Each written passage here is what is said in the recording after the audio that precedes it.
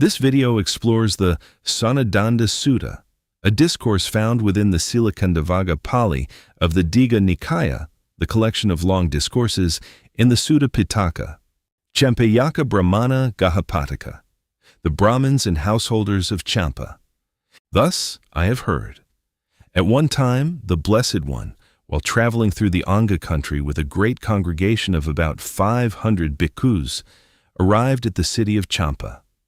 There, the Blessed One stayed on the banks of the Gaggara lotus pond in the city of Champa.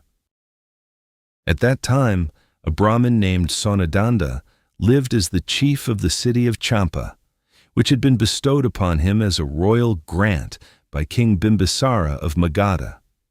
It was a noble gift, teeming with many attendants and herds of elephants and horses, abundant in grass, wood, and water, and endowed with a wealth of grain. At that time, the heads of the Brahmin families living in the city of Champa heard this news. The ascetic Gautama, a son of the Shakyas who went forth from the Shakya clan to become a monk, is traveling through the Anga country with a great congregation of about 500 bhikkhus and has arrived in the city of Champa, where he stays on the banks of the Gaggara Pond. Such a pleasant reputation has spread concerning that ascetic Gautama.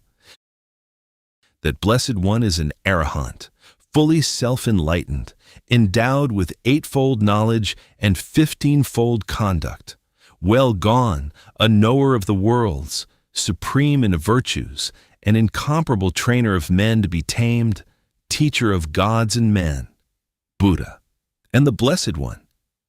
Having known and realized for himself through supreme wisdom this world with its devas, maras, and brahmas, and this generation with its ascetics, Brahmins, gods, and men, he makes it known. He teaches the Dhamma that is good in the beginning, good in the middle, and good in the end, complete in meaning and phrasing. He proclaims the perfectly pure, holy life. It is good to see such arahants. Then, the heads of the Brahmin families of Champa, having departed from the city of Champa and gathered from various directions in a great multitude, proceeded together toward the banks of the Gaggara Pond. At that time, the Brahmin Sonadanda had gone to the upper floor of his mansion to lie down and rest.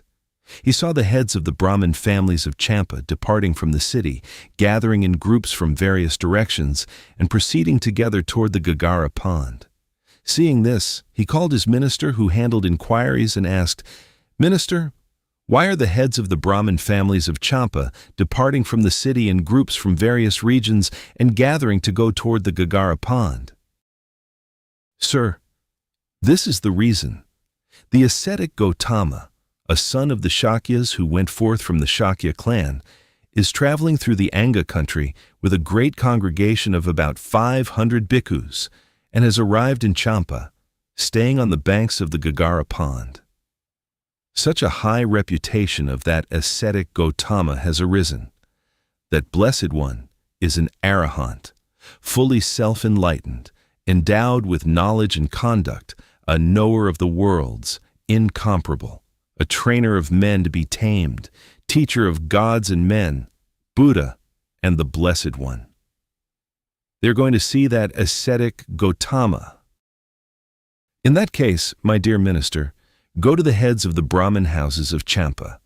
Go and tell them, the Brahmin Sonadanda says this to you. The Brahmin Sonadanda is also coming to see the ascetic Gautama. Let the gentleman wait until then." The minister replied, "Yes, sir." And having answered the Brahmin Sonadanda, he went to the heads of the Brahmin families of Champa. Upon arriving, he said, "The Brahmin Sonadanda is also coming to see the ascetic Gautama. Let the gentleman wait until then."